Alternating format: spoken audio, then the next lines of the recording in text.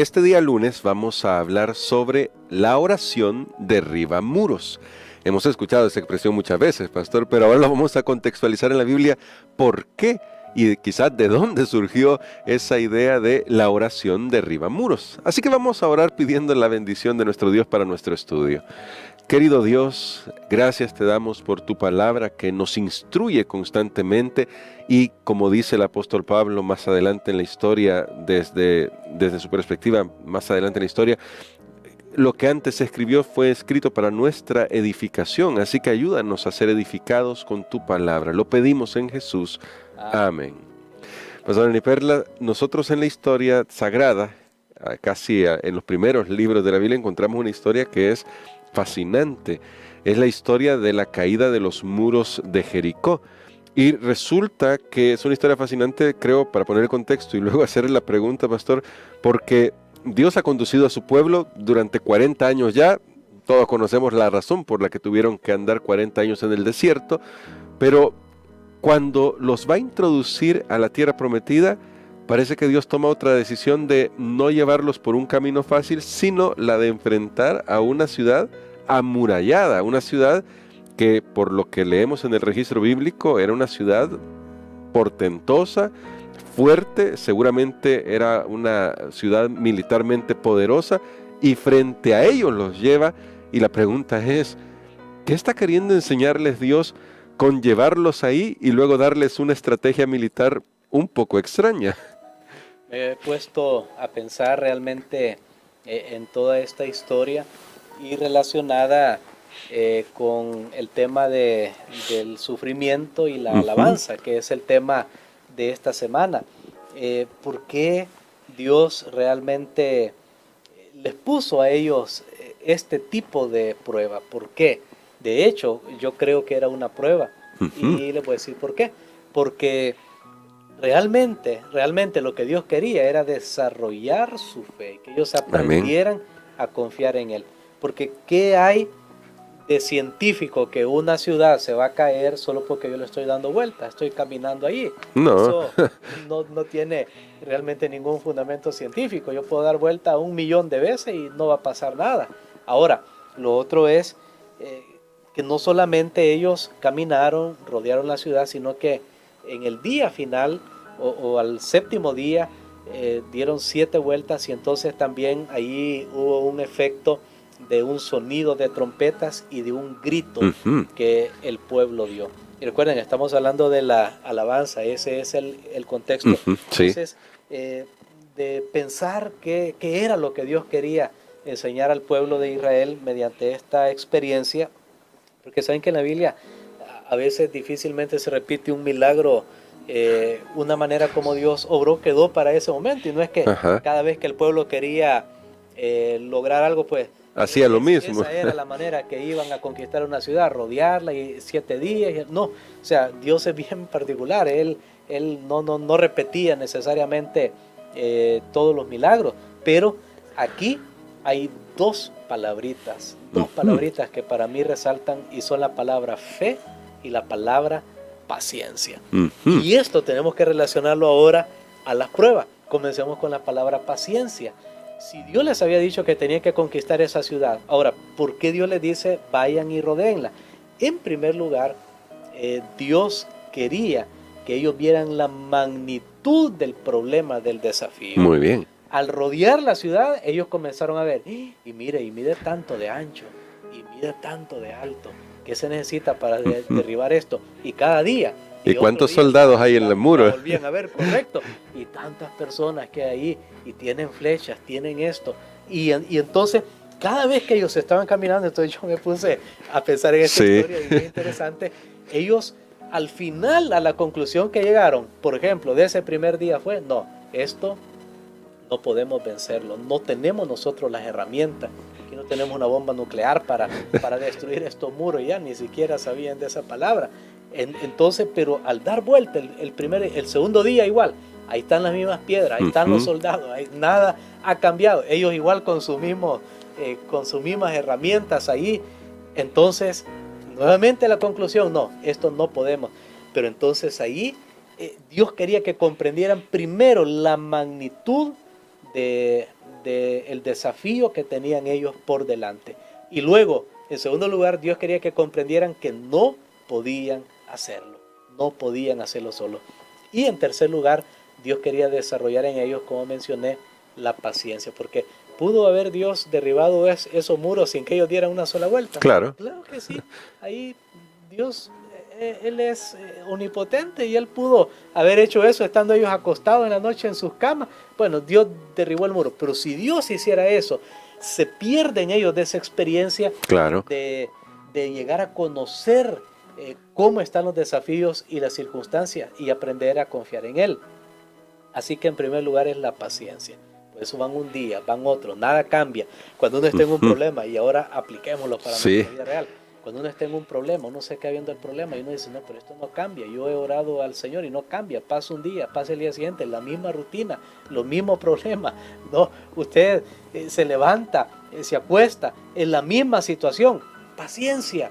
Dios quiere que nosotros aprendamos a desarrollar la paciencia. Él podría de un solo plumazo resolver todos nuestros problemas. Y lo haría.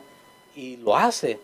Pero Dios necesita que nosotros aprendamos a desarrollar la paciencia. Pero no solo de desarrollar la paciencia por desarrollarla. Y llegar a ser una persona paciente no tiene mucho fruto estar sufriendo.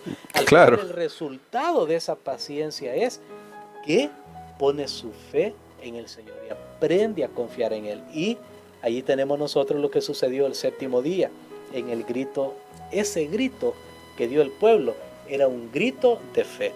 Cuando Josué viene y les dice, van a gritar, el gritar significaba, porque cuando ustedes griten se van a caer los muros. Nuevamente, ¿qué de científico hay que porque yo grite se claro, no. Una casa? Yo puedo pararme enfrente de una casa y gritar lo más fuerte que yo pueda. Y no le va a pasar nada a esa casa. A mí es que me puede pasar algo en la garganta. Ahora, que cuando Dios le dijo a Josué, mira, y entonces griten porque ahí se van a caer los muros. El gritar no era que contribuyó a que cayeran los muros. Muy bien. El gritar demostró que confiaban en la palabra que Dios había dado, que los muros iban a caer. Y ahora, pastor, hablando de esto, porque en el contexto, y definitivamente yo no lo había visto así, la lección nos manda a otros textos y nos dice, ese gritar no era solamente la expresión de un sonido, más bien era una expresión de alabanza en lo que usted decía, esa fe. Y ahora tiene sentido por qué es que tenían que gritar. Correcto, era una oración. Ese grito era una oración. Porque estamos descubriendo, o sea, en el contexto de los crisoles, estamos descubriendo, bueno, cómo derrotar el descontento, cómo derrotar el desánimo en medio de los problemas, porque los problemas van a venir, son gratis. ¿Cómo hacerlo? Bueno, allí tenemos nosotros que tenemos que aprender a alabar a Dios en medio de nuestro dolor, a confiar en Él, a esperar en Él, a alabarlo. Usted dice, no tengo razones. Vaya a la lección de ayer claro. y nos vamos a dar cuenta que cuando nuestro gozo está en el Señor, nuestras razones para alabarlo a Él van a ser infinitas. Así que gritar conlleva para nosotros la lección de oración, conlleva la lección de alabanza, porque tenían que expresar algo. Claro. Y siempre suceden cosas maravillosas. Yo recuerdo una hermana hace muchos años atrás, allá en Costa Rica, una hermana de la iglesia. Ella tenía a veces sus dificultades ahí con su familia. Algunos de ellos pues no andaban caminando muy bien con el Señor y llegaban a la casa y ya la hermana vivía prácticamente sola, pero a veces llegaba la hija y habían discusiones, habían problemas. Y una vez la hermana me contó algo y me dice, pastor, yo tengo una solución. Cuando yo en la casa todo el mundo está discutiendo y todo eso, en aquel tiempo era el cassette. Muy bien. Todavía eran los cassettes.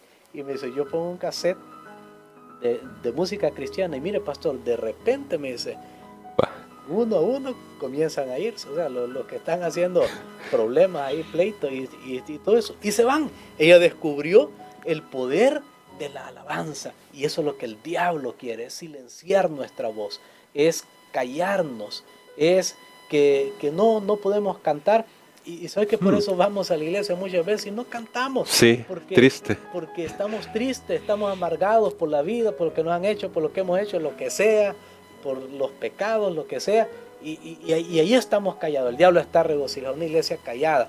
Pero cuando nosotros ponemos nuestra confianza y nuestra fe en Dios, nosotros demostramos, Señor, tú te vas a hacer cargo de este problema. Y el pueblo de Israel se dio cuenta ahí con la caída de los muros de Jericó que solo Dios podía hacerlo. Amén. Que aprendamos la misma lección. Bueno, y qué tremenda lección. Y bueno, a propósito de que cuando vamos a la iglesia a veces no alabamos, ¿qué tal si usted prueba la próxima vez al ir a la iglesia, cante, llegue temprano y cante en los servicios de adoración que se tiene, cante con toda su fuerza, con toda su energía?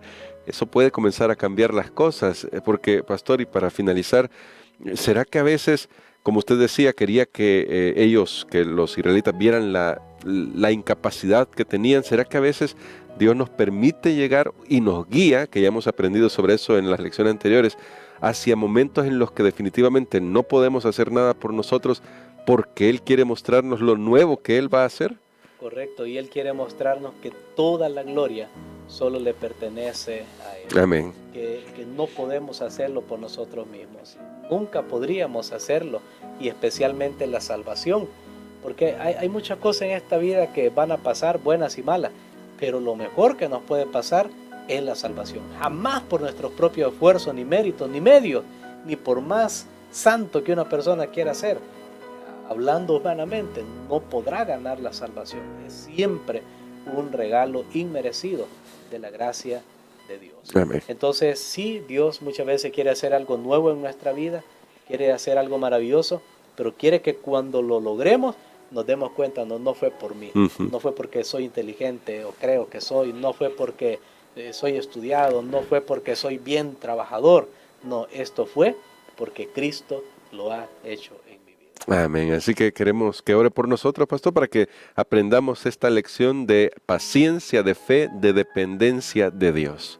Padre, te damos gracias, Señor, porque podemos pensar cuán grandes son los desafíos que tenemos por delante, pero a la vez, Señor, te damos gracias porque podemos pensar que tú eres más grande que esos desafíos. Y solo ayúdanos a confiar en ti, ayúdanos a alabarte, aun cuando vemos esas murallas que todavía están ahí enfrente. Ayúdanos, Señor, para confiar que en su debido tiempo, en su momento, tarde o temprano, todas las murallas caerán, porque al final Amén. tú reinarás supremo. En el nombre de Jesús. Amén. Amén.